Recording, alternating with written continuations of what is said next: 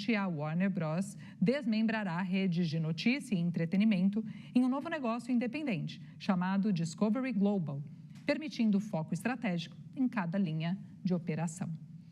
E esse, então, é um destaque do Times Brasil, licenciado exclusivo CNBC. Para ficar por dentro desse assunto e do que mais movimenta o mercado, é só acessar o nosso site, timesbrasil.com.br. E estamos sempre ao vivo, com 15 horas diárias de jornalismo de negócios, com conteúdo inédito.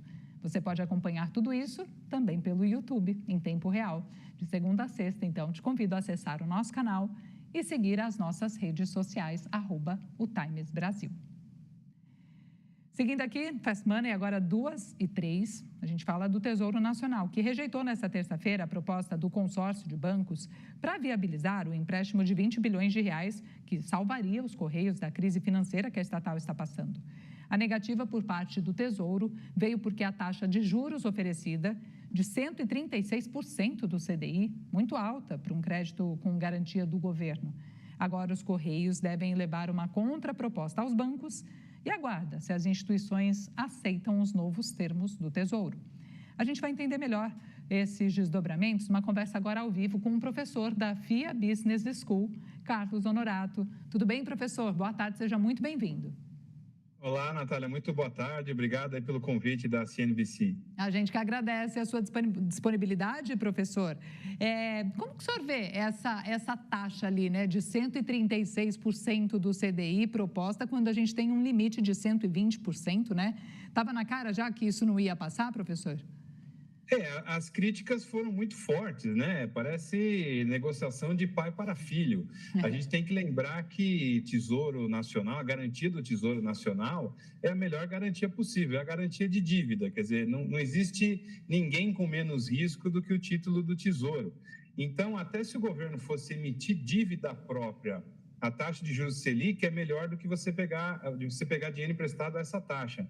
Então, eu acho que o Tesouro Nacional foi rápido, eu diria, assertivo em evitar que a gente tivesse empréstimos disso.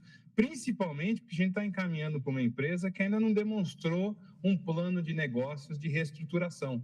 Então, nesse ponto, a gente tem que ser bastante crítico de pegar dinheiro barato, pegar dinheiro caro para um negócio que talvez não dê o retorno desse investimento. Porque aí o risco é para quem? Para quem que sobraria essa conta, professor? Sobraria para nós, né? Porque o tesouro não existe, né? Quem é o tesouro somos nós. O grande problema, Natália, é que a gente está trabalhando com uma empresa, né, que por mais que seja longeva, que seja uma empresa admirável, né? Você tem um problema fortíssimo de modelo de negócios. Quer dizer, todos os correios e empresas de correios do mundo passaram por problemas similares, né? Mudou o mundo em termos de correspondência, né? Do mundo eletrônico, das entregas, e infelizmente o correio ele não se adaptou a isso. Então, se você vai colocar um dinheiro para sanear uma empresa, um negócio, por uma nova proposta de negócio, precisa estar muito claro que nessa nova fase, efetivamente, os Correios vão conseguir pagar a conta. O que não me parece, não ficou claro até agora que tem essa condição. Então, a garantia do governo é muito forte para um negócio que provavelmente não consiga se reestruturar. Então, professor, é justamente trazer esse outro ponto, né? Porque, assim, esse seria um dinheiro para pagar fornecedor em atraso, para bancar um plano de demissões voluntárias e para se atualizar, voltar a ser competitivo, né? Investir num plano mesmo, num novo modelo de negócio, como o professor trouxe aqui. Então, a gente está falando de muito dinheiro, mas não dá para ter certeza se esse dinheiro, ainda que ele viesse, seria suficiente, é isso? Exato, e você falou uma coisa muito interessante, né? Quando a gente fala em se atualizar, não adianta eu ir para o mercado e falar, vou comprar a melhor solução de inteligência artificial, porque não é assim, eu preciso saber usar, eu preciso que isso esteja internalizado dentro da minha forma. A inovação não é alguma coisa que você só compra, você precisa ter uma cultura de inovação, de desenvolvimento, e principalmente os Correios, eles lidam com logística, né? Logística é uma das coisas mais complexas que a gente tem na economia, né, que tem um custo elevado, e você percebe já que existem outras empresas que fazem isso bem. Então, é muito dinheiro para você colocar num negócio muito incerto. eu estava fazendo uma comparação, né? Se você pegasse esses 20 bilhões com garantia do Tesouro, né? Abrisse ali uma linha de crédito no BNDES e distribuísse esse dinheiro para pequenos negócios que estão desenvolvendo coisas na área de inteligência artificial, né? Programas, enfim, aplicativos, desenvolvimento, o risco de você ter retorno, né? Risco entre aspas, é muito maior do que se apostar numa empresa como os Correios.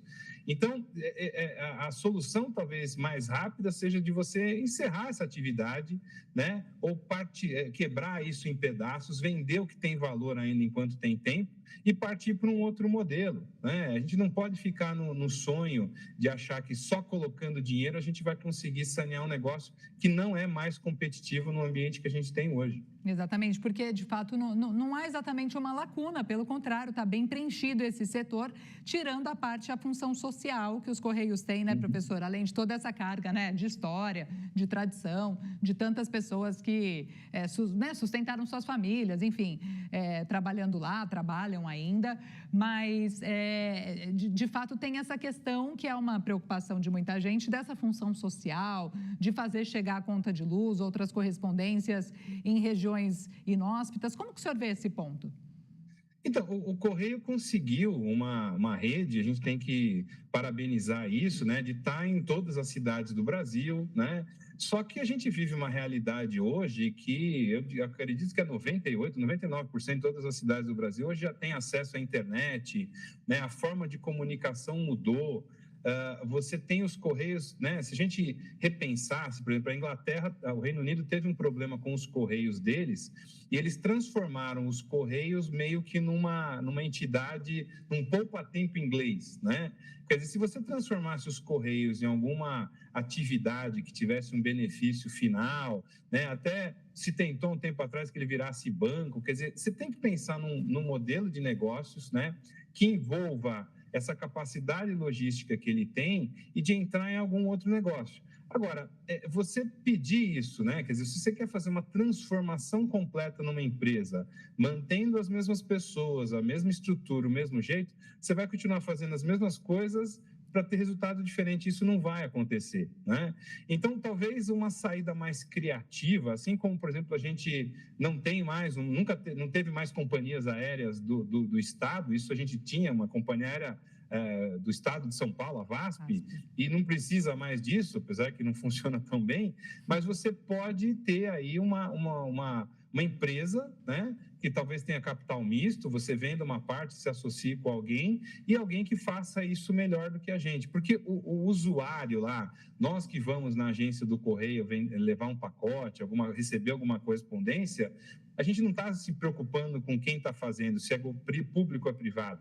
A gente quer que aquilo saia na hora e chegue na hora. E isso os Correios não têm conseguido mais fazer como fazia antigamente. É verdade, professor. E interessante isso que o senhor trouxe de olhar, né, para modelos adotados em outros países e que deram certo de outra forma, mas por enquanto, por aqui, o plano do empréstimo ainda não foi abandonado, né, professor? Os Correios agora levam uma contraproposta aos bancos. Então, a gente está falando, né, Banco do Brasil, Citibank, BTG, ABC, Safra, e com esses novos termos aí do Tesouro, né, equivalentes a cerca de 18%